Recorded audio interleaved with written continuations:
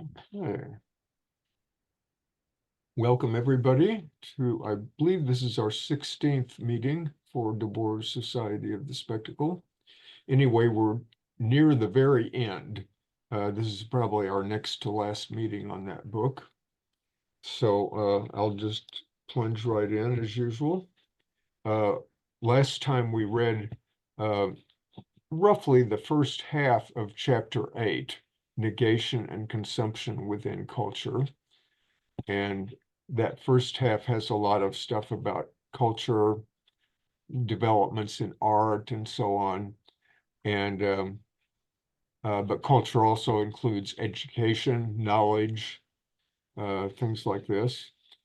And so I'll pick up with section 194. I think that's where we left off. The task of the various branches of knowledge that are in the process of developing spectacular thought is to justify an unjustifiable society and to establish a general science of false consciousness. This thought is totally conditioned by the fact that it cannot recognize and does not want to recognize its own material dependence on the spectacular system. The official thought of the social organization of appearances is itself obscured by the generalized subcommunication that it has to defend. In other words, the type of communication that's sort of limited or distorted or muffled in one way or the other. It cannot understand that conflict is at the origin of everything in its world.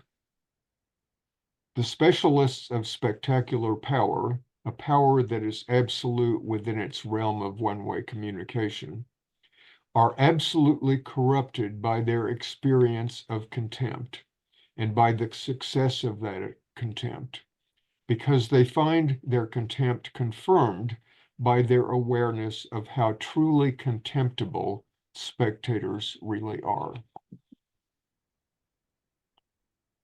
As the very triumphs of the spectacular system pose new problems, a new division of tasks appears within the specialized thought of that system. On one hand, a spectacular critique of the spectacle is undertaken by modern sociology, which studies separation exclusively by means of the conceptual and material instruments of separation. On the other, the various disciplines where structuralism has become entrenched are developing an apologetics of the spectacle, a mindless thought that imposes an official amnesia regarding historical practice. But the fake despair of non-dialectical critique and the fake optimism of overt promotion of the system are equally submissive. So in the next 4 theses, he's going to be talking about the first of those two things, namely the spectacular critique of the spectacle, undertaken by modern sociology. So in this case, as we will see, he'll talk about modern sociology, and he'll say some of these sociologists may sincerely want to get to the heart of things. They see some problems in the society and they think that let's investigate, where does this problem come from? What does it consist of, and so on. But he's saying, despite that possible sincerity, some of them may not be sincere. They're just doing a job, or they don't care. But even if they do want to do that, they're hamstrung by the fact that they are in that system, and therefore, when they try to think about something, examine something, they can't help but use the system's own categories or own methods, because that's how they've been taught. that they're thinking, oh, here's a problem, let's look at this, and they're looking at it separately. They're not thinking, well, this problem is actually embedded in the system. You can't just look at the problem and try to analyze it out and figure out, oh, there's this little thing wrong over here. So that's what he's going to be talking about in these next four theses. The sociologists who, first of all in the United States, have begun to raise questions about the living conditions brought about by modern social developments, have gathered a great deal of empirical data, but they have failed to grasp the true nature of their object of study because they fail to recognize the critique that is inherent in that object.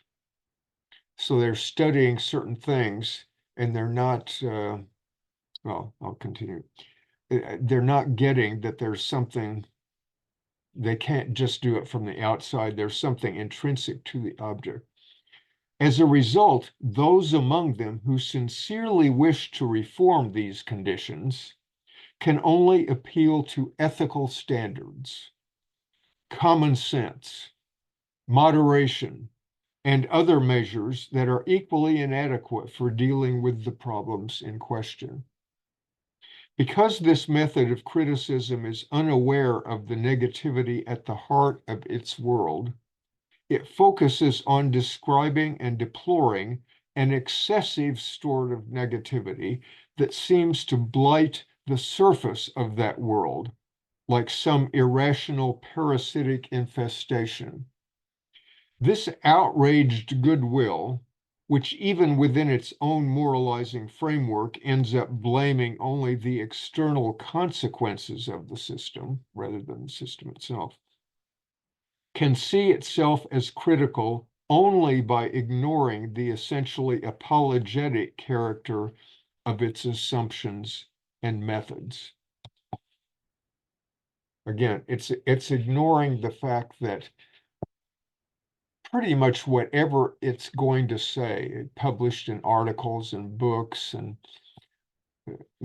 conferences and things like this, they're not thinking that in reality, they and their colleagues are really kind of defending the system by us taking it for granted. They're defending the system in the sense that when they deal with a certain problem, like in our next thesis, we'll deal with the problem of wastefulness, for example. Like, we're throwing away stuff all the time. It's uh, this kind of thing. They're looking at this like, gosh, this society, okay, we're not going to look at that. There's some weird thing, like, why are people so ready to throw away stuff? And then they'll say, well, when he talks about ethical standards or something, they'll come up with something like, people shouldn't throw away stuff so much. They should recycle it. Well, yeah, but it's not really looking at the source of the problem. It's just saying things would be better if people were nicer or more responsible or something, or common sense. Well, it makes common sense we do this. Or moderation. Yeah, we have to have some of this, but let's kind of tamp it down a little bit, and then things wouldn't be so bad. So it's that kind of moral comes up. So next thesis, those who denounce, uh, I'm thinking here, there's this book by Vance Packard from the 50s, which was called The Waste Makers. And it was a bestseller, and people were, oh my gosh, look at all the junk we're putting in the environment, and etc. So he's thinking exactly about that. Those who denounce the affluent society's incitement to wastefulness as absurd or dangerous do not understand the purpose of this wastefulness. Why? Well, there are other things that are trying to generate that wastefulness, among other things, so that they can sell more commodities. They can do that if you'll throw away the old one, etc. In the name of economic rationality, these sociologists, they ungratefully condemn the faithful, irrational guardians that keep the power of this economic rationality from collapsing. For example, just again, to be a little superficial here, or simplistic, this system needs to keep turning over stuff so that the new commodities can be sold. They're not going to be sold if everybody buys one commodity and it's permanent.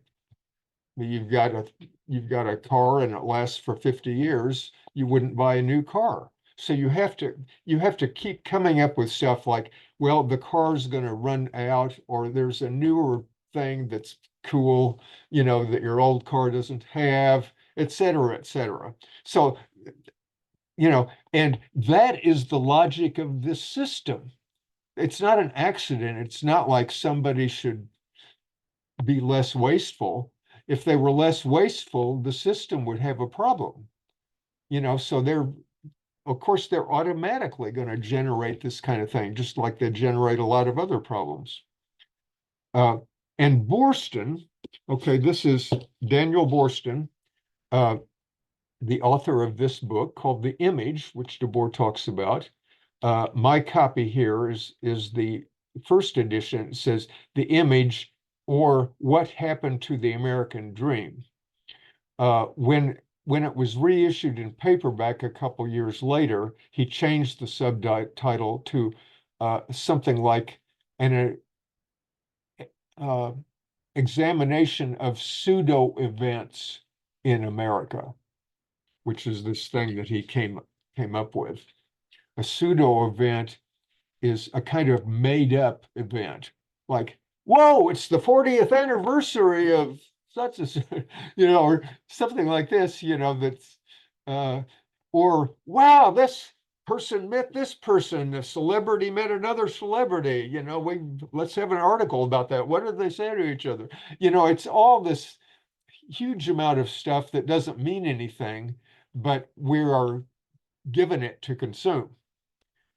So, and Boorstin, for example, whose book The Image describes spectacle commodity consumption in the United States, never arrives at the concept of the spectacle, because he thinks he can treat private life and honest commodities, unquote, as separate from the excesses he deplores. He fails to understand that the commodity itself made the laws whose, quote, honest, unquote, application leads both to the distinct reality of private life and to its subsequent reconquest by the social consumption of images. Boorstin describes the excesses of a world that has become foreign to us, alien, as if they were excesses foreign to our world. When, like a moral or psychological prophet, he denounces the superficial reign of images as a product of, quote, our extravagant expectations, unquote, he is implicitly contrasting these excesses to a, quote, normal life that has no reality in either his book or his era. Because the real human life that Boorstin evokes is located for him in the past, including the past that was dominated by religious resignation, he has no way of comprehending the true extent of the present society's domination by images. We can truly understand this society only by negating it. So if Boorstin is writing in the 50s and he's saying, well, look at all this weird stuff we're consuming and all this junky artificial nonsense, he is implicitly he's writing to readers who grew up in the 20s or 30s or something like that, and And he's evoking for them, you know, like when we grew up in the 20s, nobody threw away things like this, you know, because they were more expensive and rarer, and you know, you just didn't do it. And you weren't being pressured to do it so much. Just like there were a lot of other ways, you know, you could say, oh, life was more relaxed, you know, it was slower because you weren't going in fast cars and jet planes and, you know, having TV and, you know, all these stuff. So it's by that standard, you could say, hey, there's something wrong here. What went wrong? It's not like it was in the good old days. And they forget, you know, that the good old days had lots of other problems. And the good old days were not part of their problems is that they ended up leading to the current state of affairs. And but if you if you're trying to solve a problem by saying the good thing was 30 years ago or 50 years ago or something, then you're obviously not going to solve it because you're not going to be able to go back there. You're just being nostalgic, and it's a kind of phony nostalgia because when you were back there, also there were a lot of other things that were horrendous that you've just sort of forgotten about. So, a sociology that believes that a separate functioning industrial rationality can be isolated from social life as a whole, like it's all a problem of TVs or, you know, this or that, may go on to view the techniques of reproduction and communication as independent of general industrial development. Thus, Borston concludes that the situation he describes is caused by an unfortunate but almost fortuitous encounter of an excessive technology of image diffusion with an excessive appetite for sensationalism on the part of today's public. This amounts to blaming the spectacle on modern man's excessive inclination to be a spectator. Borston fails to see that the proliferation of the prefabricated pseudo-events he denounces flows from the simple fact that the overwhelming realities of present-day social existence prevent people from actually living events for themselves. And if you don't live events for themselves, then the next best thing, the only alternative, is to consume pseudo events, to consume events passively. Because history itself haunts society like a specter, pseudo-histories have to be concocted at every level of life consumption in order to preserve the threatened equilibrium of the present frozen time. So I'm going to stop there. And any comments or questions?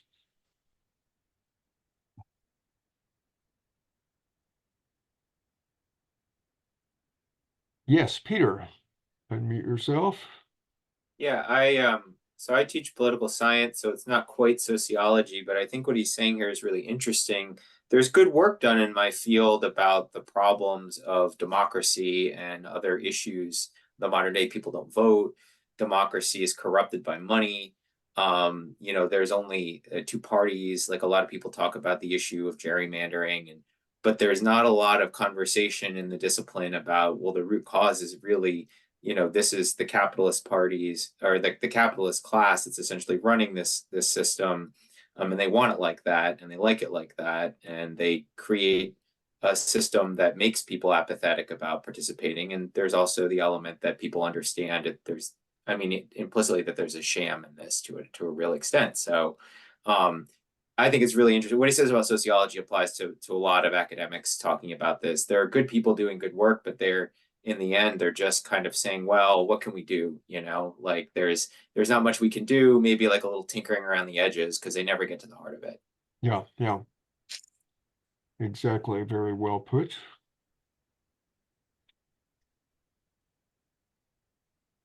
Any other comments or questions? Yeah, I was just going to say that it's so much worse now with technology. technology is just kind of exacerbating all this stuff so that you can go through life with rarely having any direct contact with anything. Right. So I wonder what the situationists would have said about technology and how it's totally transformed modern life now. Well, when you use a big word like technology, on its own, you're combining, you're sort of making a fetish of one thing that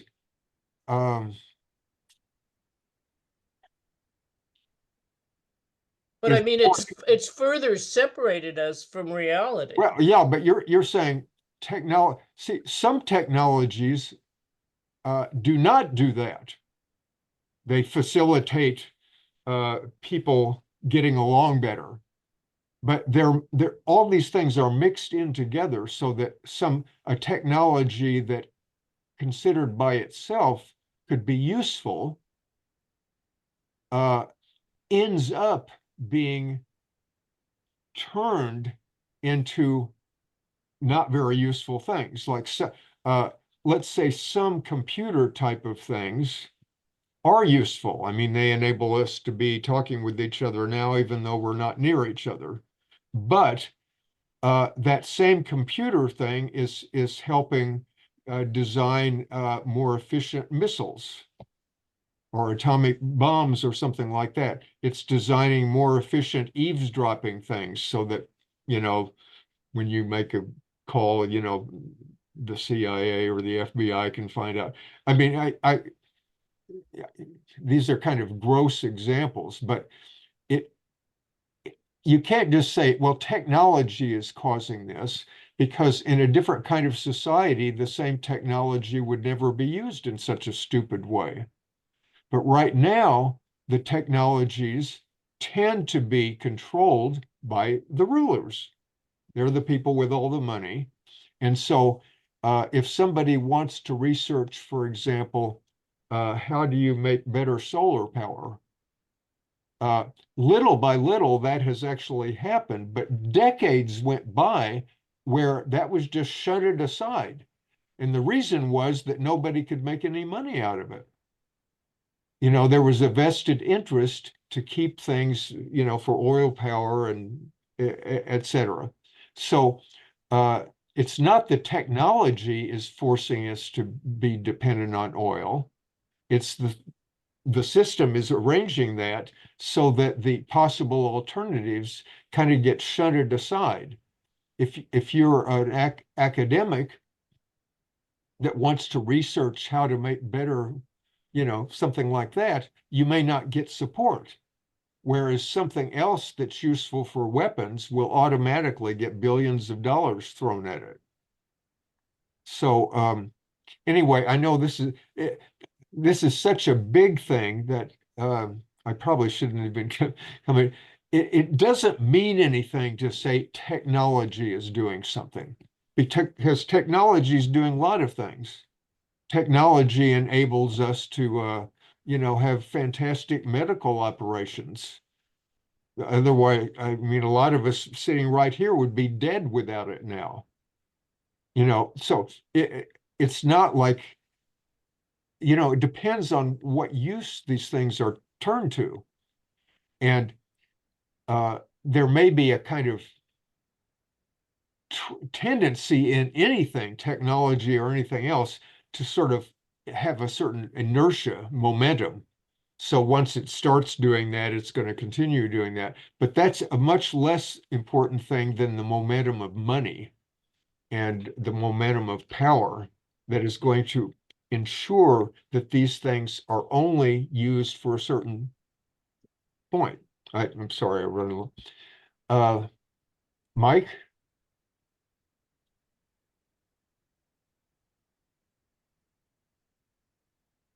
unmute yourself. You're still muted, Mike. Unmute. There we go. Okay, there. All right. Yeah. When Debord points out that the experts in these fields, mostly academics, who are pointing out these various flaws in specific areas of society, he uses I think the phrase something like they look down on the society with contempt, right? Then they reintegrate but their actions themselves, because they don't actually address the root causes of the problem, reintegrate the whole critique into, or as they used to say, recuperate it back into the affirmation of the system. And I was thinking about Phil Zimbardo's death this week, that his prison experiment at Stanford about authoritarian character structure, and how that sort of recapitulated what Erich Fromm was talking about back in the 20s and 30s and 40s, and what the Milgram experiment in 60 or 51 was all about. What they with the exception of Fromm actually poses some solutions to the problem.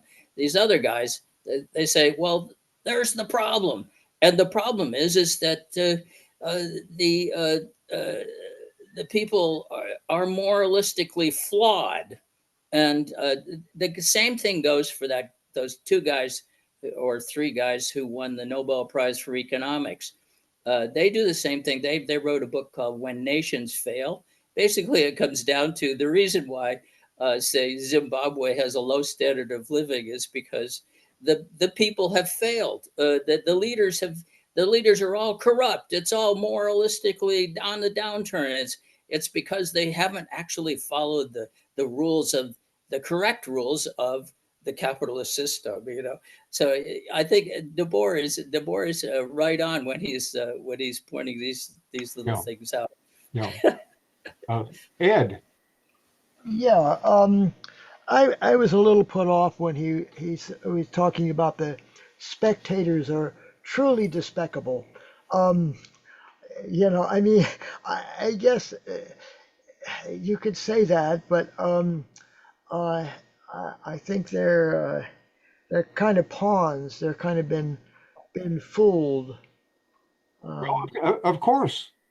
But look, it's not going to help Despicable. spectators to be like, oh, these poor people, they're fundamentally good, but blah, blah, blah. That's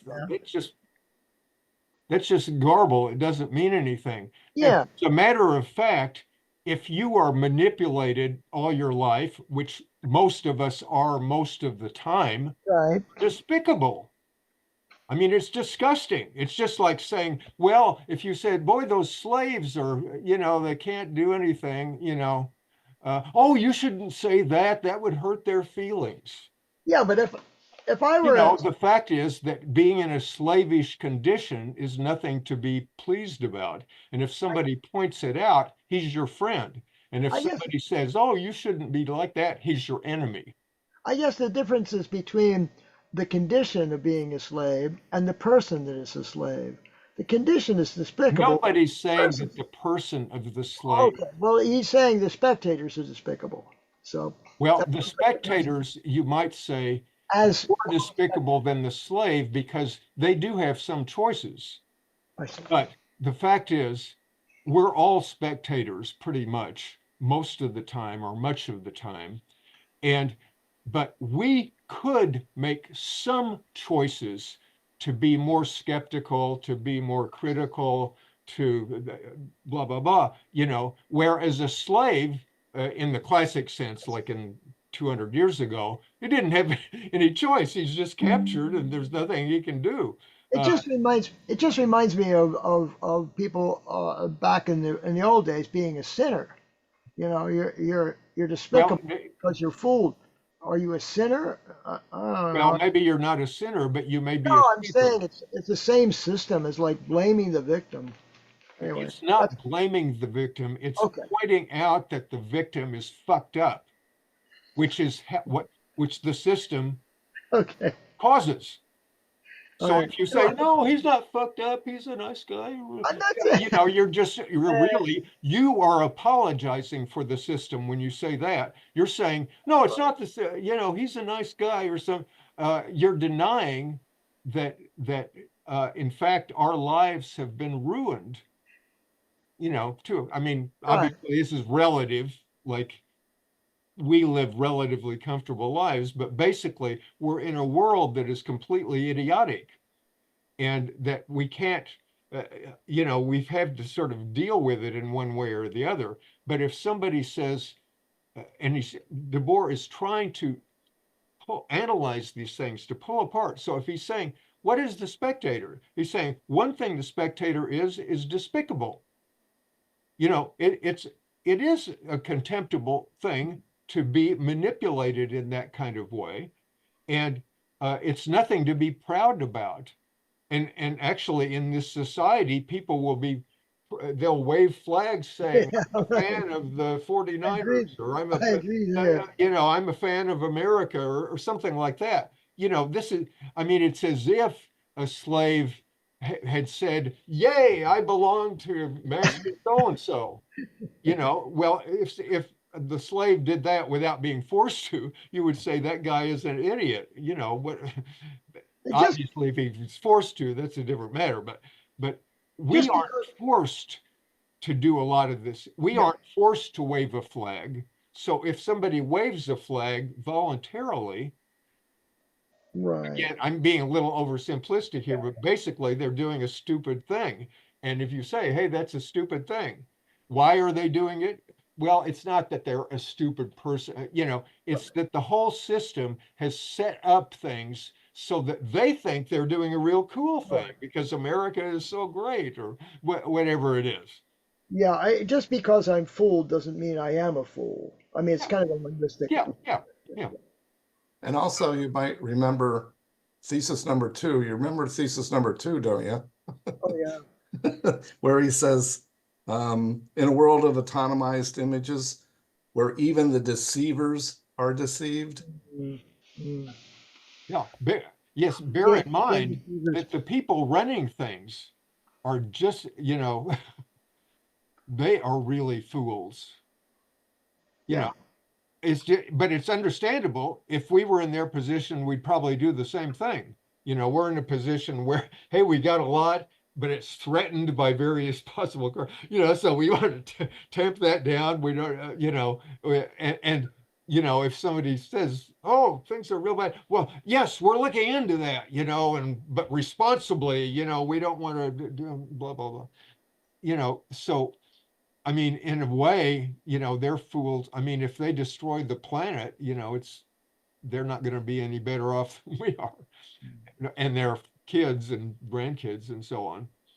Um, so that's a good point, Kim, that everybody is getting it. Debord is not saying, oh, the people at the top are cool, and it's the bottom people who aren't. Kirsty, unmute yourself, please. Okay, yeah, just on that same point, I mean, he's saying like Debord in like number 200 here is making that point that like Borston and these sociologists are blaming people's excessive desire for sensational stuff on part of this issue, problem, and so on. And he's saying, again, it's like blaming the victim for what's being perpetrated on them. And it's just kind of a reminder of, I mean, we're so conditioned now to think that, well, we need this, yeah, and he's saying this difficulty, you know, this belief that you can separate the functioning industrial rationality from social life and so on, that we're so convinced that we need the current economy to supply us with what we need to live, whereas at the, you know, at certain points in the earlier industrial revolution, it was all like about building, like we're producing all this stuff and it's just sitting there. We have to make people consume it. You know, it was like people's minds had to be changed, or we have to have opium wars in China and so on. So it's really things of,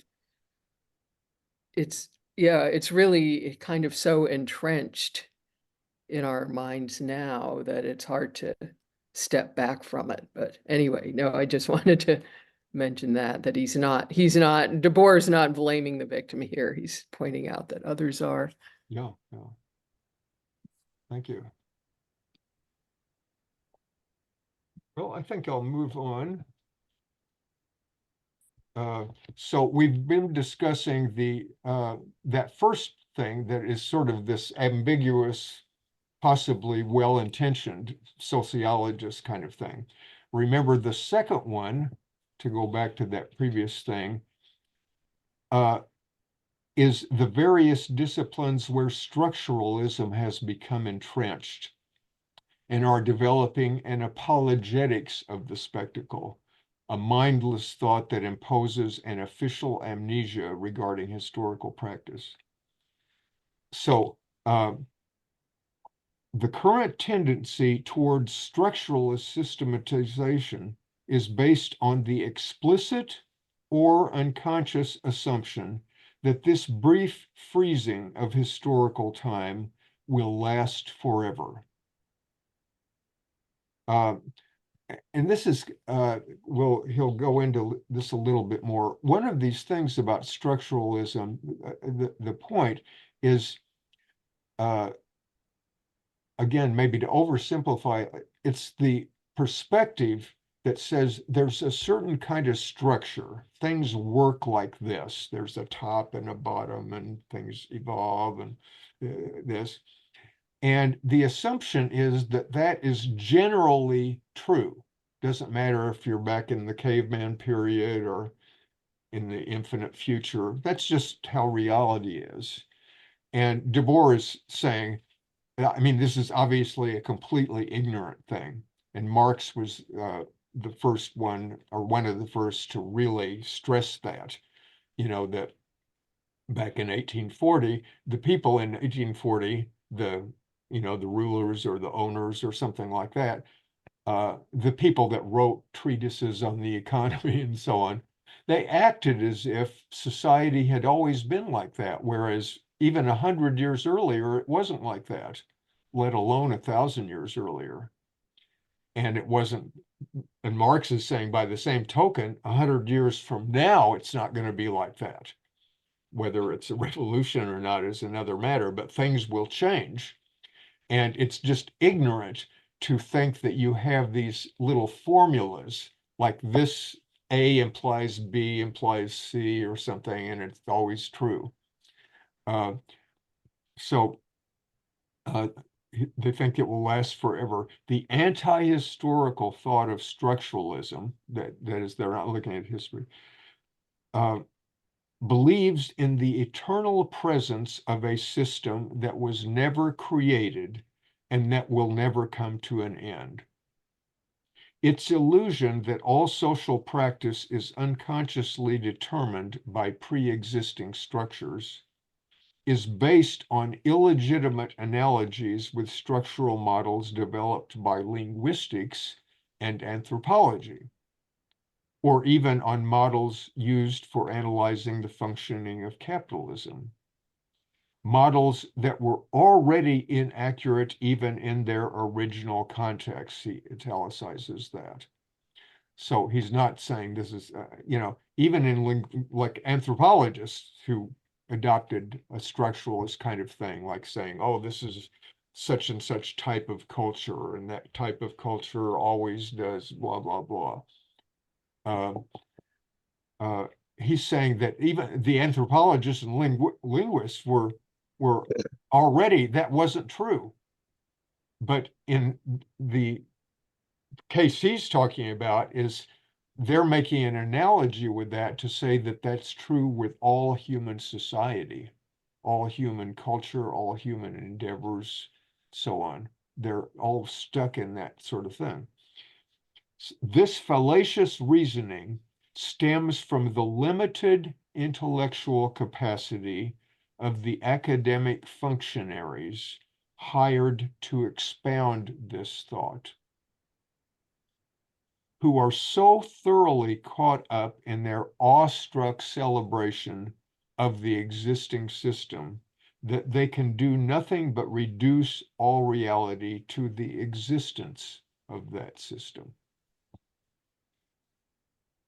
In order to understand structuralist categories, one must bear in mind that such categories, like those of any other historical social science, reflect forms and conditions of existence.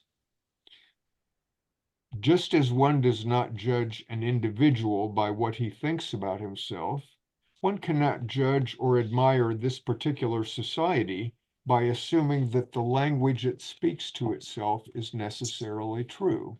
Quote, and he's quoting Marx here, "We cannot judge such a period of transformation by its own consciousness. On the contrary, that consciousness must be explained in the light of the contradictions of material life." Unquote. Structure is the daughter of present power. He's determining a phrase by Jonathan Swift there. The gist there is, if it's the power, it's like, in other words, power is what creates, invents such structures. It's not the other way around. The present power structure isn't there because of some eternal need that things have to work that way.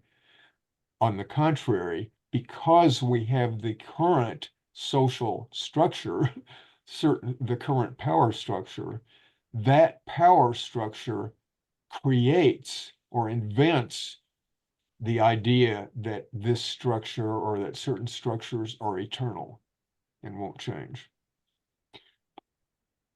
Structuralism is thought underwritten by the state, a form of thought that regards the present conditions of spectacular, quote, communication as an absolute. In other words, that's just how it is. And we may examine those things, but we're not going to find anything like, oh, this needs to be changed. Its method of studying code in isolation from content is merely a reflection of a taken for granted society where communication takes the form of a cascade of hierarchical signals. Structuralism does not prove the transhistorical validity of the society of the spectacle. On the contrary, it is the society of the spectacle imposing itself in its overwhelming reality that validates the frigid dream of structuralism. So, next thesis.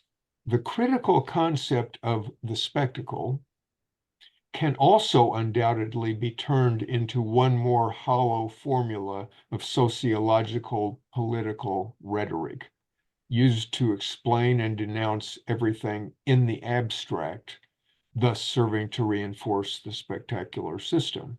And you can imagine this, and in fact, this exists. There are people, there are thinkers, famous ones who blather about the spectacle or something analogous, like Baudrillard blathers about, I forget what it is, but it's just another word for the spectacle. And they kind of immerse they burrow into this notion like, oh yes, the spectacle is this. And either they're saying like, oh, it's all bad, the spectacle, or what it comes down to is in practice, they don't do shit because they've sort of said, oh yeah, it's all spectacle and nothing you can do about it. There was an interview with Godard in like 1970 or 71 or something when he was in the United States, and somebody's interviewing him, and he says maybe about people watching films or what, he says, I kind of agree with the Situationists. They say it's all spectacle. And so this was, which is completely nonsense. Of course, they don't say that. But by saying that, Godard was kind of enabling himself to say, well, it's all spectacle, so you can't criticize me because I'm making films, or, yeah, that's just how it is. Or something, i.e., it doesn't mean anything. So there are, like I say, there are people who actually, there are pro-situationist type of people who would denounce, say they denounced Debord's films by saying, oh, that's spectacle. I mean, just showing that they didn't understand Debord. So anyway, he's saying that as long as it's in the abstract, like totalistic like that, it doesn't lead anywhere. It is obvious, Debord continues, that ideas alone cannot lead beyond the existing spectacle. At most, they can only lead beyond existing ideas about the spectacle. To actually destroy the society of the spectacle, people must set a practical force into motion. A critical theory of the spectacle cannot be true unless it unites with the practical current of negation in society. And that negation, the resumption, namely the resumption of revolutionary class struggle, can, for its part, only become conscious of itself by developing the critique of the spectacle, which is the theory of its real conditions, the concrete conditions of present-day oppression, and which also reveals that negation's hidden potential. This theory does not expect miracles from the working class. He's not saying, oh, the proletariat is going to come along and that'll solve the problem. It envisages the reformulation and fulfillment of proletarian demands as a long-term task. To make an artificial distinction between theoretical and practical struggle, it's artificial because the formulation and communication of the type of theory envisaged here is already inconceivable without a rigorous practice. That's a parenthesis. It is certain that the obscure and difficult path of critical theory must also be the fate of the practical movement acting on the scale of society. And I'm going to stop here for a minute and remind you, most of you were in the Situationist Anthology group last year, and we read the article that Debord wrote about the Watts riot in 1965.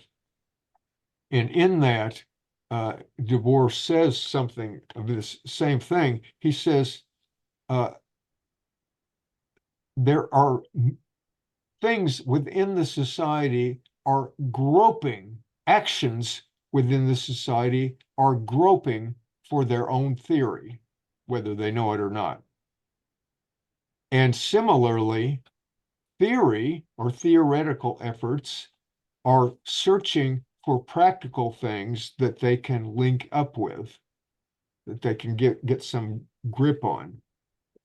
And he's saying sooner or later, he says, the Watts riot is verifying our aspects of our theory. It's clarifying what we mean by survival or by the spectacle. And it says one day, so it's talking about like things are going on in the society that are actually active. They may be mistaken in some ways or something, but they're actually out there like a riot that destroys, breaks a window and loots or whatever. That may or may not be helpful, in the short term, but it is a practical movement, just like a strike might be a practical movement, etc. At the same time, it's not going to get, it needs to find its own theory, which is namely, what's going on here? What are we doing? What are we aiming at? Are we doing what's already failed sometime in the past, or etc.? You have to know what you're doing. as Debord said in another context, he said, even in a street fight, you have to think. But even if you think, it's not good enough unless you're somehow relating with that street fight, that looting, that strike, or whatever is going on. Otherwise, it's not going to lead anywhere. So he's talking about how these two things are in a kind of dance with each other. They're each seeking the other. But even if they find the other, that's not a permanent success, because you can find, aha, this theory works just perfectly for this. But a month from now, it may not anymore. Maybe the very success will create new conditions and we've seen this in the past, where people made a revolution, and then when it succeeded, sort of, then the people who succeeded, because of their new situation, ended up repressing the other people, and so on. So then you have to draw a new theory, like, that doesn't work. We have to watch out for that. So we're now in the next three theses talking about détournement. Critical theory must communicate itself in its own language, the language of contradiction, which must be dialectical in both form and content. It must be an all-inclusive critique, and it must be grounded in history. It is not a, quote, 0 degree of writing, but its reversal. It is not a negation of style, but the style of negation.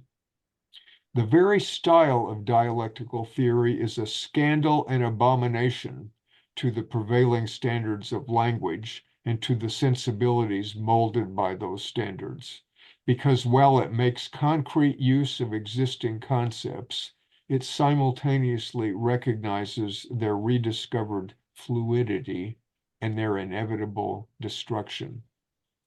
So that's a détournement from one of the prefaces or introductions to Capital by Marx. The thing is here, and we can see this in the situationist writings in particular, that the theory itself acquires a scandalous character when looked at from the outside, because this theory is not doing the usual stuff like, oh, this is A and this is B, and never the twain shall meet. The dialectical theory is like saying, hey, this is A, which has some connection with B, and if it has a different connection with B, then B is going to be transformed into C, and so it's all intermingled in this way. There's a constant flow and flux that you have to be aware of if you're to understand what is going on. And the theory that makes you aware of that from the outside will look real weird. It's like you're talking nonsense. That's contradictory. What does that even mean that you're talking about? And this has all these things that we've been discussing for the last year. Continually, somebody will say, well, isn't this inconsistent? What does he mean by spectacle? And if he says this, isn't that being too rigid or, or, whatever? And that's the kind of reaction that a real dialectical theory gets. And it's also the kind of reaction that détournement gets. Because remember, he's just been talking about here, détournement is this irreverent use of things for new purposes. It could be a use of a cultural thing or a physical thing. Like if you take over let's say if you took over a jail and turned it into a playroom for kids or something like that, you're deturning that building.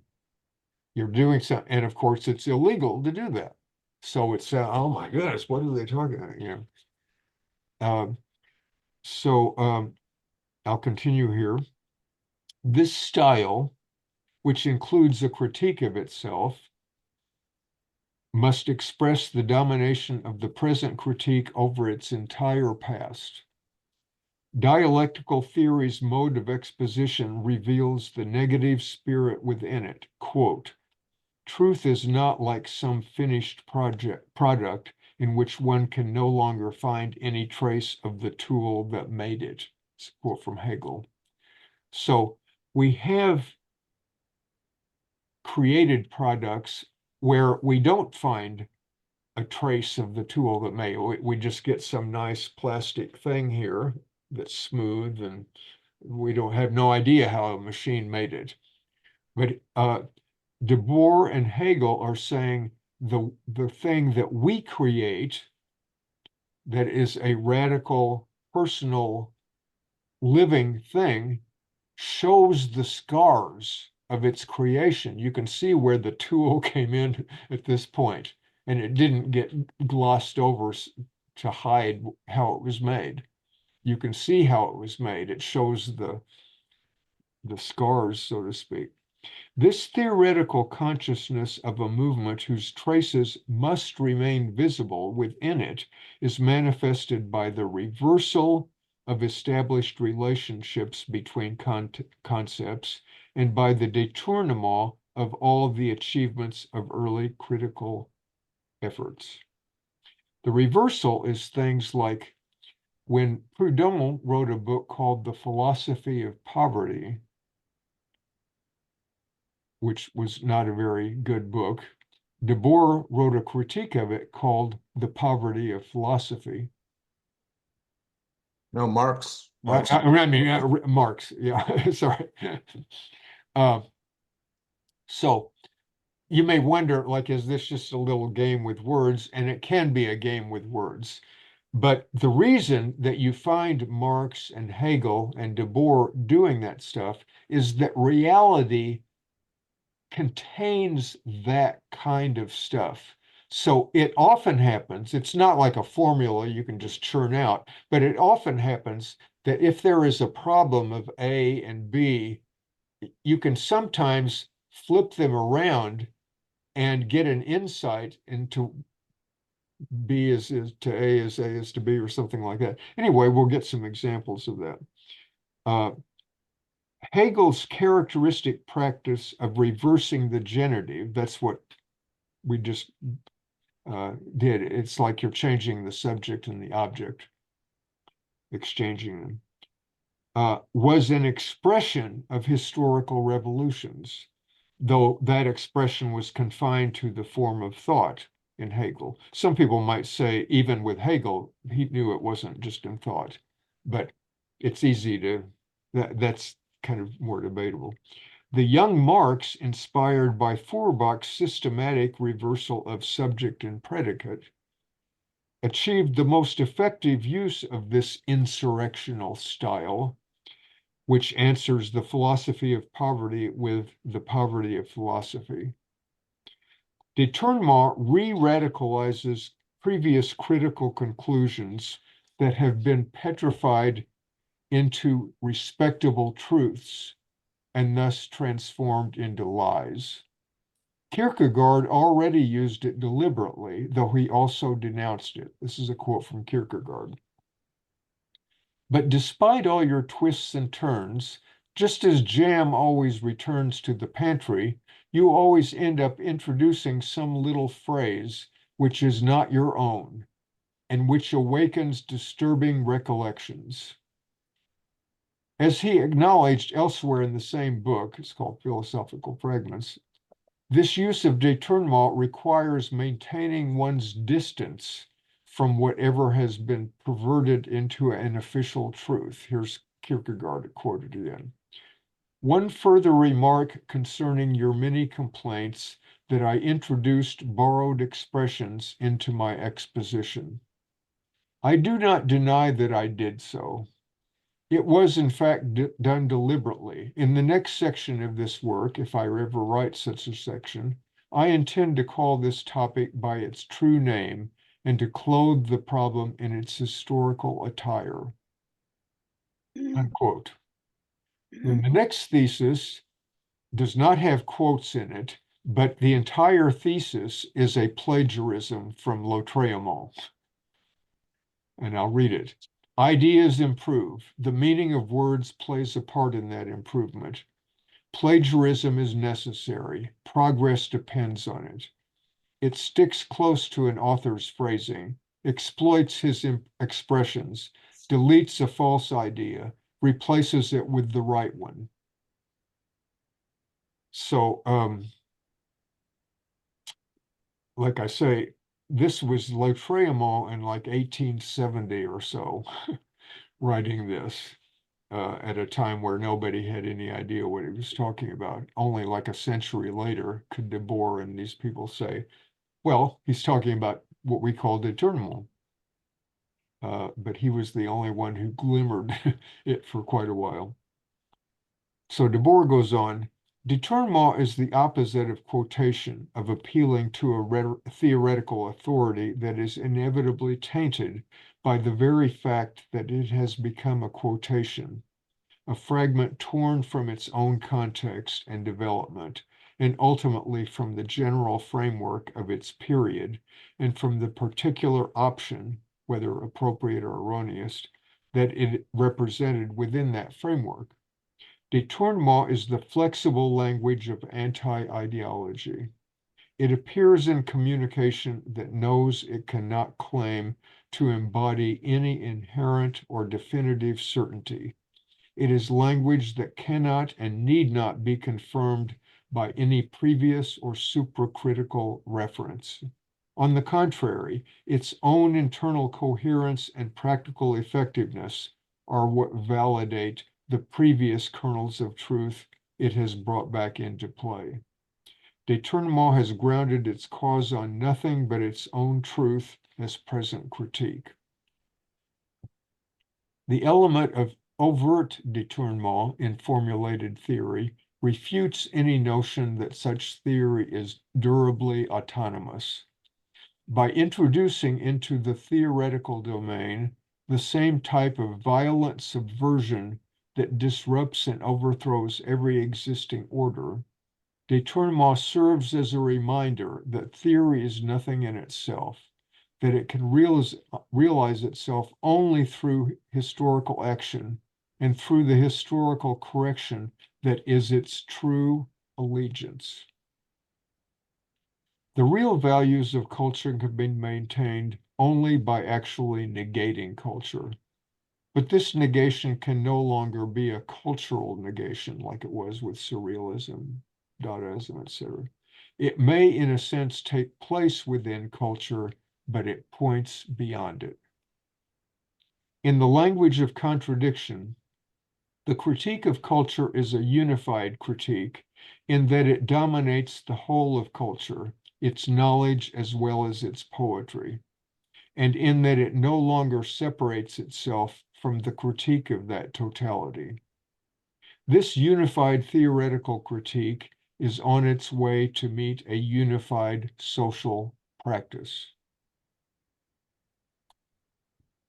Any comments or questions?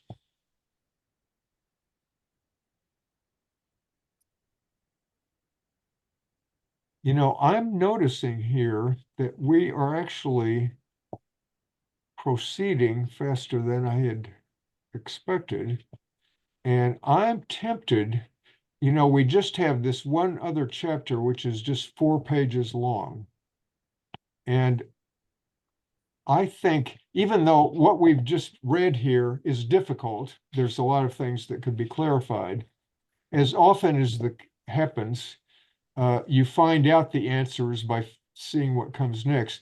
I'm going to suggest that we go ahead and finish this chapter, finish the book right now, and then we can see how much discussion we need on that. That could actually facilitate things. Chapter 9 is called Ideology Materialized, and the epigraph is by Hegel, from Hegel's Phenomenology of Spirit. Self-consciousness exists in and for itself only insofar as it exists in and for another self-consciousness. That is, it exists only by being recognized. The gist of that is, it sounds kind of hard to understand, but the gist of it is like, what is a person?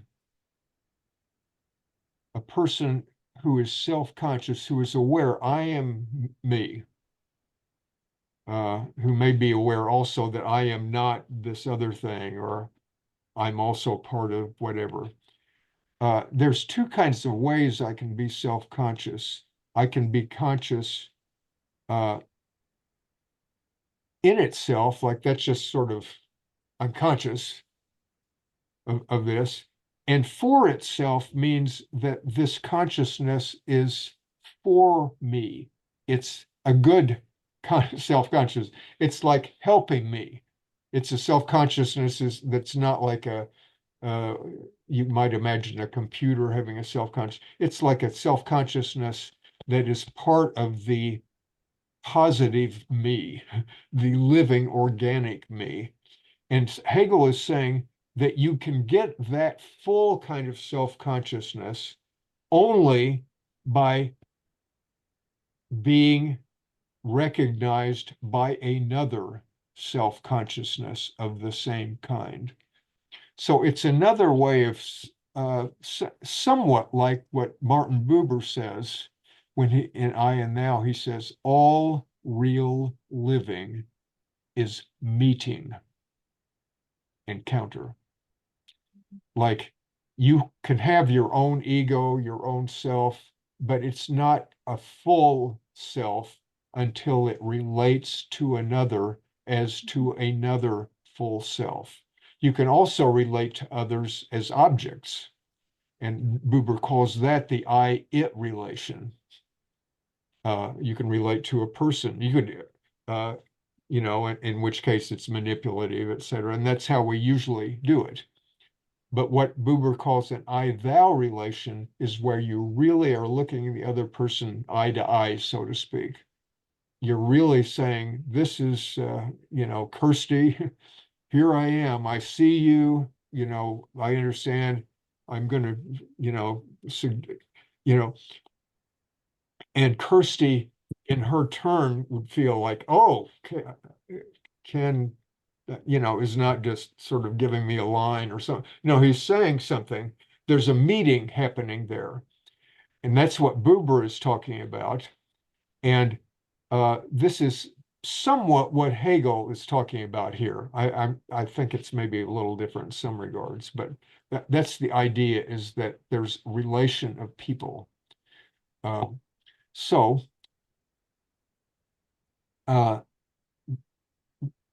ideology is the intellectual basis of class societies within the conflictual course of history. Ideological expressions have never been pure fictions. They represent a distorted consciousness of realities, and as such, they have been real factors that have in turn produced real distorting effects. This interconnection is intensified with the advent of the spectacle, namely the materialization of ideology brought about by the concrete success of an autonomized system of economic production, which virtually identifies social reality with an ideology that has remolded all reality in its own image. So if we're looking at the society as it exists, basically that ideology of the society, which maybe in the 19th century was just kind of an idea that says capitalism is good, you need to work for money and blah, blah, blah. By the 20th century and on, has so immersed itself, has so spread throughout our world. It's colonized our world so that we can hardly look anywhere without seeing, bam, this is like, whether it's in the media or within the urban environment or our work relations, all this, we're identifying social reality with an ideology that has remolded all reality in its own image, namely the spectacle. Once ideology, the abstract will to universality and the illusion associated with that will is legitimized by the universal abstraction and the effective dictatorship of illusion that prevail in modern society, it is no longer a voluntaristic struggle of the fragmentary, but its triumph. At that point, ideological pretensions take on a sort of flat positivistic precision. They no longer represent historical choices. They are assertions of undeniable facts. This is how it is. There's no alternative. In such a context, the particular names of ideologies tend to disappear. The specifically ideological forms of system supporting labor are reduced to an epistemological base that is itself presumed to be beyond ideology. Materialized ideology has no name, just as it has no formulatable historical agenda, which is another way of saying that the history of different ideologies is over. And of course, we've seen in 20 or 30 years ago, somebody was writing a book like The End of Ideologies. And when they were writing that, what they meant by that is that there's no possible debate, like between communists and capitalists or whatever things. We've kind of weeded all that out, and there's just one thing, which, like Margaret Thatcher says, there's no alternative. And so, there's no pro or con ideologies. Those are all obsolete. Ideology, whose whole internal logic led toward what Mannheim called total ideology, the despotism of a fragment imposing itself as a pseudo-knowledge of a frozen totality, as a totalitarian worldview, has reached its culmination in the immobilized spectacle of non-history. Its culmination is also its dissolution into society as a whole. When that society is itself concretely dissolved, ideology, the final irrationality standing in the way of historical life, must also disappear. The spectacle is the epitome of ideology because in its plenitude, it exposes and manifests the essence of all ideological systems, the impoverishment, enslavement, and negation of real life. The spectacle is the material, quote, expression of the separation and estrangement between man and man. That's from Marx. The new power of deception concentrated in it is based on the production system in which, as the quantity of objects increases, so does the realm of alien powers to which man is subjected. That's also from Marx. This is the supreme stage of an expansion that has turned need against life. Quote, the need for money is thus the true need produced by the modern economic system, and it is the only need which the latter produces. That's from Marx's 1844 manuscripts. Hegel's characterization of money as, quote, the life of what is dead, moving within itself, unquote, has now been extended by the spectacle to all social life. This next thesis is playing on Marx's theses on Feuerbach. It's about 2 pages long document, very pithy. So Debord is doing an interesting thing. Marx was criticizing Feuerbach in certain ways, like nuancing, even though he agreed with Feuerbach in a lot of regards. So Debord is doing an interesting thing here, kind of flipping everything upside down. He's taking the structure of Marx's critique of Feuerbach and turning it upside down and saying, this is the structure of the spectacle. What the spectacle does in its ways. In contrast to the project outlined in the theses of the spectacle, and here he sums it up within parenthesis, namely, the realization of philosophy in a praxis transcending the opposition between idealism and materialism. The spectacle preserves the ideological features of both materialism and idealism, imposing them in the pseudo-concreteness of its universe. The contemplative aspect of the old materialism, which conceived the world as representation and not as activity, and which ultimately idealizes matter, is fulfilled in the spectacle, where concrete things are automatic masters of social life. Conversely, the dreamed activity of idealism is also fulfilled in the spectacle through the technical mediation of signs and signals, which ultimately materialize an abstract ideal. I know this is all difficult to understand. I think the rest of this will be easier, and then we can come back to that if we have time. This next three theses refer to this book called False Consciousness by Joseph Gabel. It's a book in French, but translated into English. Very interesting book. And in that book, he kind of he makes this parallel, somewhat like Reich, between psychological things and social things. The parallel between ideology and schizophrenia, demonstrated in Gabel's False Consciousness, should be considered in the context of this economic materialization of ideology that he's just been talking about.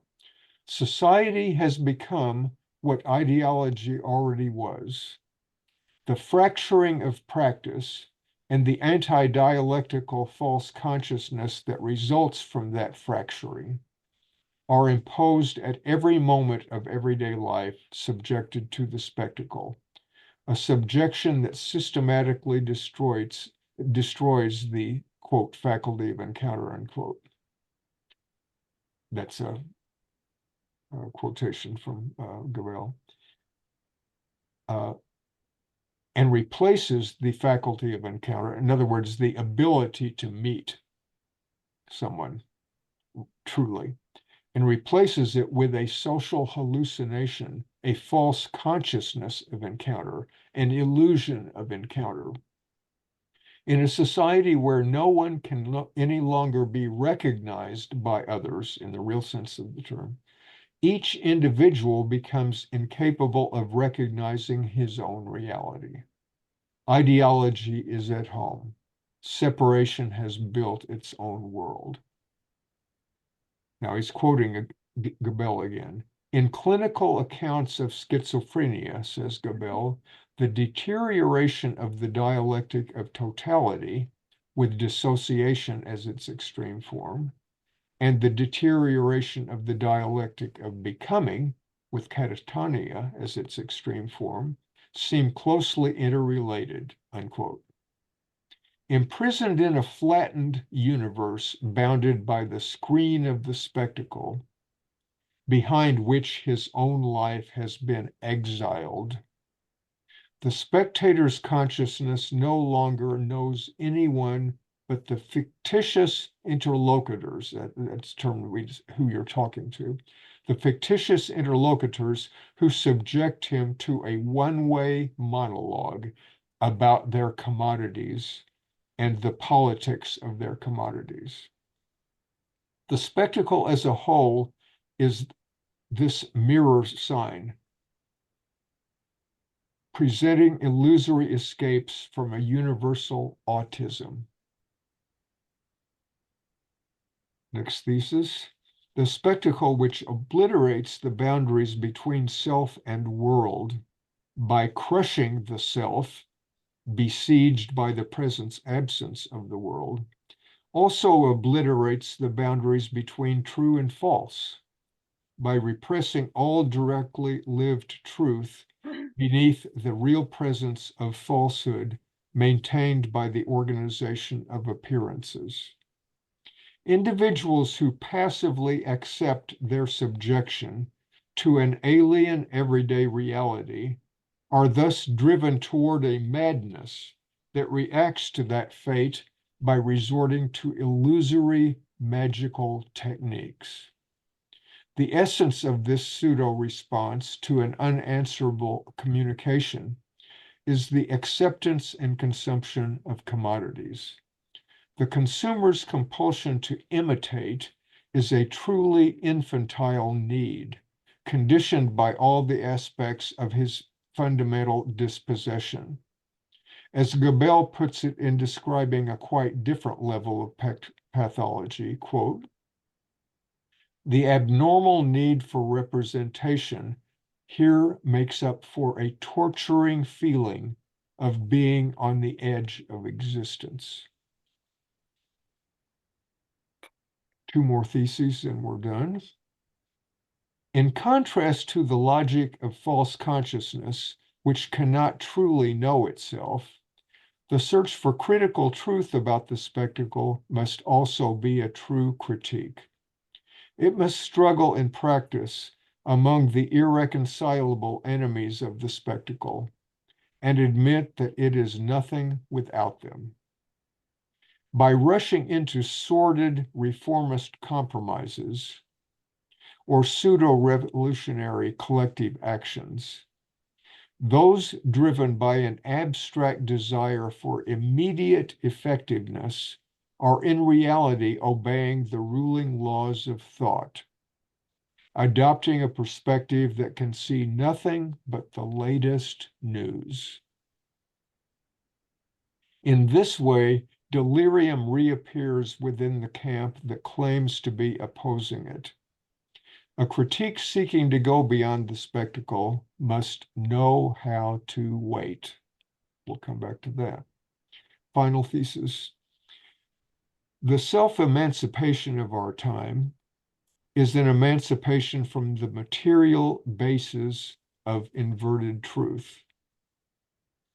This historic mission of establishing truth in the world can be carried out neither by the isolated individual nor by atomized and manipulated masses, but only and always by the class that is able to dissolve all classes by reducing all power to the alienating form of realized democracy, to councils in which practical theory verifies itself and surveys its own actions. Only there are individuals directly linked to world history. There where dialogue has armed itself to impose its own conditions. End of book. So let's plunge in here. Questions? I'm sure there are plenty of them, and I apologize for rushing ahead here, but it seems like we're so close to the end, we might as well just get there, and then we'll know there's nothing more. And I think the end of chapter 8, which we were assigned, some of these things in this final small chapter kind of wind up there. But anyway, I'd like you to, if you don't have something, I'll just go through and start trying to explain this or that. Bruce, please unmute yourself. Well, the last paragraph essentially captures it all, doesn't it? Yes. I mean, brings it up. You know, a lot of this has been really hard to fathom for me anyway. But the last paragraph kind of brings everything back to the original point, which is about the collective emancipation through taking control of society in a total way. And that is really the whole point of the whole exercise. Absolutely. And I think we might. And in that sense, it all goes back to the Paris Commune and all the rest of that. Yeah, exactly. I mean, that's what they were trying to do, really. And that's the first time where we can really look at a huge movement and say that's what was going on there. They didn't necessarily know that was going on, but they knew quite a bit.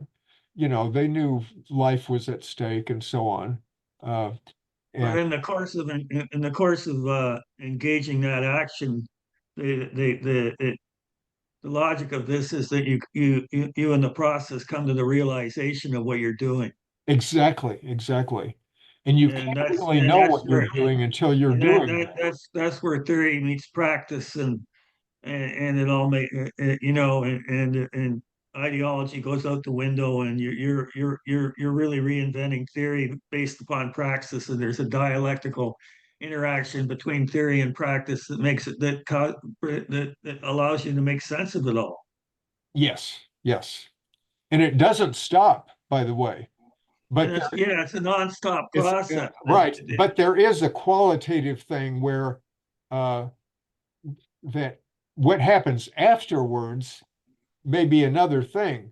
But there's this thing like finally we are no longer victims of the material basis of inverted truth.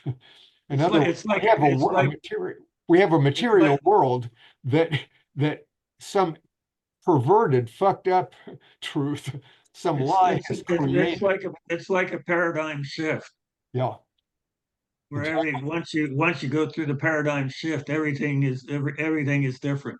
Yeah, absolutely. About realized democracy at the end, and I suppose he doesn't mean direct democracy. So doesn't that still have, isn't the problem of, go ahead. Basically, you can quibble about the terms. He means real democracy, which doesn't mean representational democracy. It to some extent means direct democracy, but to the extent that you can't do direct democracy, it means, basically it's just like saying people have figured it out. They're not manipulated anymore. You might have various organisms of councils or assemblies or committees or something like that, but they really are democratic. Either they're democratic among themselves directly, or they are reflecting other people's, who are so just he doesn't mean a representative government. And even workers' councils are just an early primitive idea. It's just a hint of what he's talking about. It's basically like people are running their own society. And there may be differences where they have to resort to majority rule or something like that. But basically, they're running it. They're unlike where somebody else is running it, and the elections and stuff like that are just farces. It means where we're really getting, and if we never get there, we never forget it. He's saying that this is what we're going for. And it's not a perfection. He's just saying it's like a democracy that's a real democracy, which we've never really had except very briefly. So to say that there's still some forms of representation in councils is too pure for. He's not talking about a pure society. As a matter of fact, when he talked about it in a later work, he said, in the future society, there will be all kinds of conflicts. Great. That's what makes life. It's just that they're no longer going to be a conflict between a few bosses, a system, the kind of things that we're stuck in. There'll be real debates about, like, do we want to do this with this? And, things will be in flux, but they'll decide it. They will, without being manipulated and all that. That's all it means. Don't overthink it. He's just saying, you like democracy? Yes, we want a real democracy, not a bullshit democracy. If you have a real democracy, you can't have capitalism. It's contradictory. If you want to have you can't have a dictatorship, blah, blah, blah. That's all it means. Don't overthink it. Okay, so workers' councils aren't the final form No, of they're a preliminary form. yeah. As that Situationist article about councils, the very last sentence in that article was workers' councils aren't at the end of revolution, they're the beginning. It's like until we get there, we can't really seriously determine anything because we're still dodging against police and armies and fake news, all sorts of stuff like that. Once you've got workers' councils, that's the beginning. That's where you can then figure out, oh, we got a lot of complicated things here. What are we going to do? Whereas when we try to deal with them now, it is kind of abstract because we're guessing how things might be in the future. But once you get something where it's actually the workers' councils are in control, then the first thing, then you say, well, workers' councils still kind of rigid or mechanistic or something. We need to fine tune this kind of thing, but you won't be able to fine tune them until you're there. So workers' councils are just a start. So, Peter. Yeah, I was going to say, I think it's important in the end that he talks about councils, right, in terms of, de-alienating the form of realized democracy, right? Because I think, and like you said, workers' council is an initial form, but it's important because if you get to councils, you need to have a very advanced consciousness that you as a producer have to take over the means of production. You understand the exploitation happening in capitalism, but you're also doing it as both a liberated individual and part of a class, right? So he's saying you're doing it as a free individual, but you're also doing it collectively. That's right. Which is not the same thing as a party, and it's not the same thing as just doing it as kind of an individual anarchist. Right. So he's saying this is the reality. You're finally seeing reality. This is flowing from material reality, but you're doing it together, and whatever comes after, right? I think you're saying you're right. You can still have lots of problems. Yeah. But the point is, for the first time in history, we can deal with them instead of hoping that somebody else will solve it for us, but that we can vote for, or whatever. Bruce. Simply wanted to say that the appropriate word is the word conduit. The workers' councils are like a conduit to where to the next phase of history, where the working class, where the proletariat is effectively the embodiment of all society. And at that point, there's no more proletariat; it's just everybody. Yeah, well, but the point concept of a conduit really seems to capture the idea. I mean, people say, "Oh, workers' councils, that's workers or something." The point is that is a conduit kind of thing. It's like at the moment there are workers and a few owners and so on. And so it makes sense to say the 99% or whatever you want to go, should be calling the shots. But as soon as they do call the shots and there is no more 1% separate, then you can be, generally have a for sure. So I'd like to go back to number 220, the next to last one, because that sort of has to do with the conduit to the last one, you might say, that it says, by rushing into sordid reformist compromises or pseudo-revolutionary collective actions, those driven by an abstract desire for immediate effectiveness are in reality obeying the ruling laws of thought, adopting a perspective that can see nothing but the latest news. So this is again cautioning this thing like, okay, we have this great goal here, that has been mentioned in the final thesis and throughout the book. Okay, we're going to go to this total democracy, people are masters of their destinies and all that.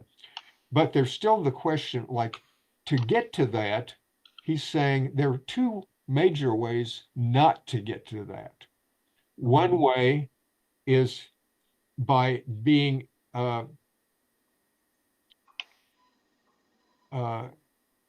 going into sordid reformist compromises that are so compromised and sordid that they often make things worse, and you're just gummed up with the machine. And the other thing is relax against that, like say, oh, let's tear it down. Pseudo-revolutionary collective actions. We'll get a bunch of people together and we'll attack, and down with the state, down with capitalism, whatever. And in both cases, like in that last case, you're in both cases, you're sort of a victim of the spectacle, because the spectacle keeps on churning out, okay, now this is happening. Now this is happening. You can't do that. This is what's possible here. Now that's no longer possible. This is what, and so you're a victim of the latest news. What's happening now? If you bring up some other more general thing, they say, oh, that's old hat. That's all over. Nobody's talking about that. I didn't see it. We haven't seen that on the news for a month. That must be, in the trash bin of history. It hasn't. And so actually what happens, as we know in reality, is that most of us, most of the time, do depend on the latest news. If something happens, it kind of blots out what happens last week. And if you're a little more perceptive and intelligent, maybe you still remember what happened last week, but it's kind of hard to maintain a perspective because everybody else is talking about, well, what about this thing that happened? A terrorist attack, or a hurricane happened here, or a political speech happened here, or whatever. And it's like, well, we're dropping everything else and saying, well, what about that? And so what that means is that is some separate item. And then we say, oh, what can we do? There's a hurricane. What can we do about that? Well, maybe if we had a better weather forecasting, blah, blah, blah. Yeah, you get in nitpicky details about how you're going to deal with this issue, and then it goes away, and some other issue comes in there.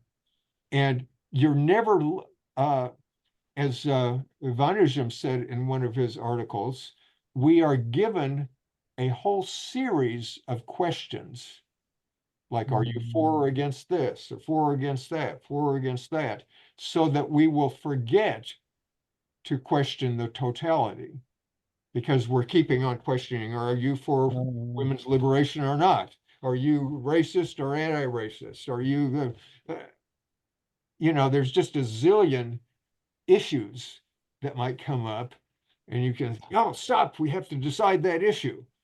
And, we go into that issue, and then the issue is eclipsed by some new issue and a new debate that we get. So Yeah. he says, in this way, delirium reappears within the camp that claims to be opposing it.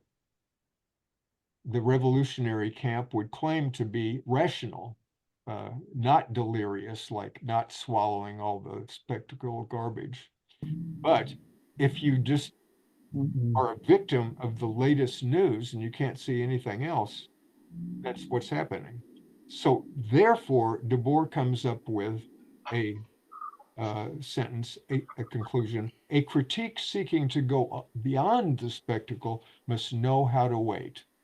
It doesn't mean you sit around doing nothing, but it means that you look at what's going on, and you don't just jump Pavlovianly into whatever is thrown in front of you. You stop and think, what is going on here? Oh, there's this problem. Can I do something about this problem? Do I want to do something about this problem? Let's think about that a little bit. Maybe this is just a trap. Maybe it's an intentionally set trap. They want me to jump up and say, oh, that's outrageous. We got to do something about that. And therefore to stop thinking about anything else. So At the same time, Debord, in a couple pages earlier, has said that none of this means anything without building up a practical force. You know, to actually destroy the society of the spectacle, people must set a practical force into motion. So it means we have to do something, but it doesn't mean, oh, I got to do something right now. It means that generally you do have to do things, but you don't have to just be led around by the nose, by the spectacle to say, here's what you need to do now. Sign this petition. Here's what you need to do now. Vote for this person. Here's what, buy this product. Here's what you know, get therapy so that you can be a better person. You know, here you need to do this and then this, you know, and you're just kind of going around like the proverbial donkey with a carrot in front of it. Does it mean waiting out elections? No, he's just saying, think. You may, it may be appropriate or it may not be, but don't just jump in on the assumption that because you're presented a choice, that means, oh gosh, I've got to decide all that. It may be that the choice is not very significant. It may be a phony choice between two variants of the ruling order or something. You may still decide, oh, I better have one than the other or something. That's another question that merits discussion and thinking about. But Debord is in this next to last thing. He's saying you have to know how to wait. Just like in other parts, you have to know how to move into action. You have to know how to do both of those things, or you're never going to accomplish anything. Particularly, you're never going to accomplish revolution. You might accomplish some little small thing or something on the way. But he's talking about a large, difficult, complex historical project here. And you're not going to be doing that by just jumping to whatever is on the latest news and saying, oh, we got to, what's my opinion on that? You have to be able to think, and by waiting and thinking, you may decide that some issues you're not going to bother with. You can't deal with 1,000 things at once. So you'll determine, well, I can't do anything about that, so I'm not going to pay any attention to it. Or I could do something with that, but it would require my dropping a bunch of other stuff. So, and if we go back to some of these previous theses in this last chapter, these Gabel psychological things, we see that one of the ways that the spectacle works is that it kind of runs in parallel with internal psychological conditions or feelings that in a way it's prevented us from meeting each other, from having true relationships, because each of us is kind of a fragmented person, you know, with illusions and limits, and to say nothing of material economic limits that prevent us from doing a lot of things. And so it's tended to separate us from each other. We've been separated from our work because we produce something that somebody else then owns and sells, etc. We've been separated from the way we do it because we're paid to do it in one way. So we're separated in a lot of different ways. And you can look at this as being parallel with, just to take the TV analogy, like you're in a small cell, you're isolated, and you see a TV. And the TV is presenting various things to you. And it looks like they're people talking to you, but actually they aren't. I mean, it's an image of somebody spewing a line. It might even be AI or something. You know, it's somebody telling you what they were paid to tell you. For example, in selling you a product or selling you a political candidate or something like that. But you're alone. And so it may be that you cling to that person in the TV screen. You know, it's a star that you worship or admire, or it's a person that you think is really cool. It's somebody that can do dramatic things like in sports or politics or music or something like this, and you're caught up with them. And so it's like a social hallucination. It's what Debord calls an illusion of encounter. And so in the next thesis 218, it says, imprisoned in a flattened universe, bounded by the screen of the spectacle behind which his own life has been exiled.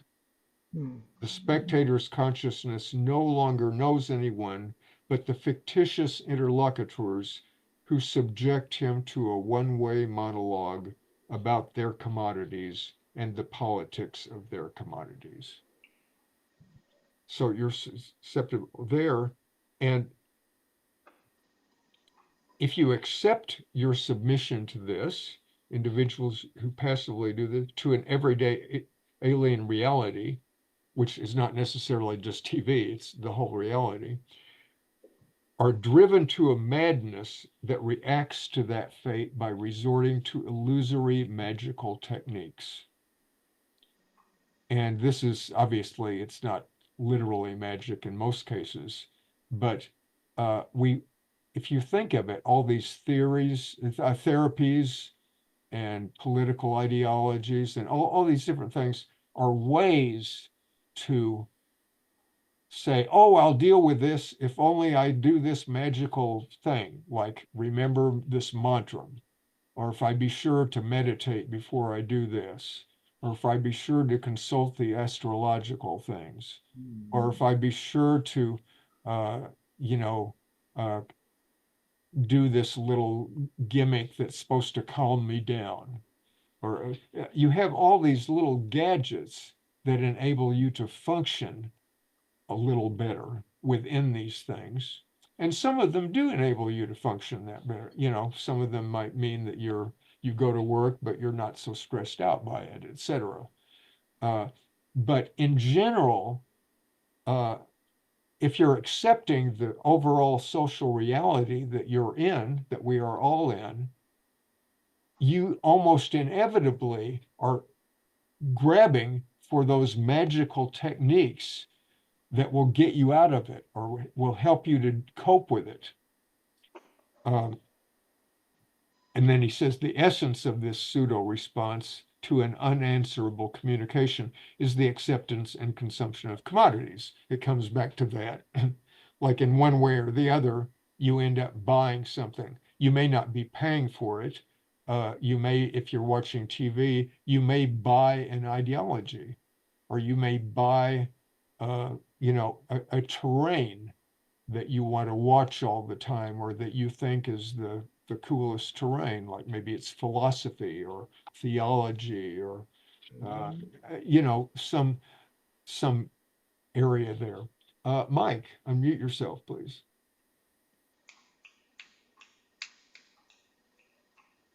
You're still muted. You're still muted. And the only commodity that you own is your labor power, which you separate from yourself to create other goods and services which are separated from yourself, which are sold as commodities owned by your employer, or right, precisely. And that is what needs to be emancipated from. And the way you do that is by breaking down the separation.